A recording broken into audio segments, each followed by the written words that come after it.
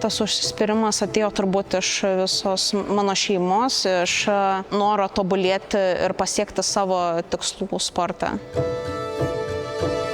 Mano šeima yra mano didžiausiai palaikytojai, mano skatintojai ir pagrindiniai guodėjai.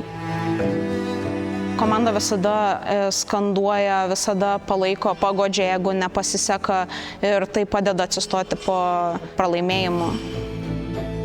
Treneriai, komandos mano nariai, visa rinktinė ir artimieji.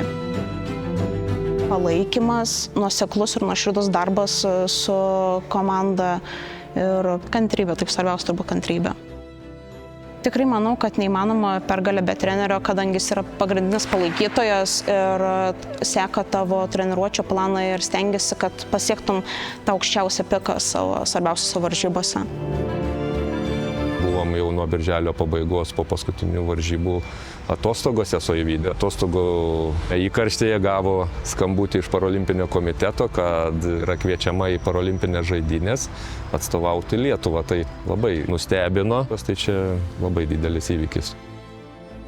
Asmeniškai pats didžiuojuosi Eivydės visais pasiekimais. Eivydė yra pirma sportininkė, kurią pradėjau treniruoti. Vienintelė mergina buvo atėjusi sportuoti ir nemažai tų metų praėjo čia, turbūt vos ne 10. Kiekvienais metais siekiame rezultatus gerinti, kol kas mums tai sekasi ir galvojam, kad nesustosim, eisim tolyn. Rezultatai kils, o jeigu rezultatai kils, galbūt išvysime Eivydę ir ant apdovanojimų pakylos.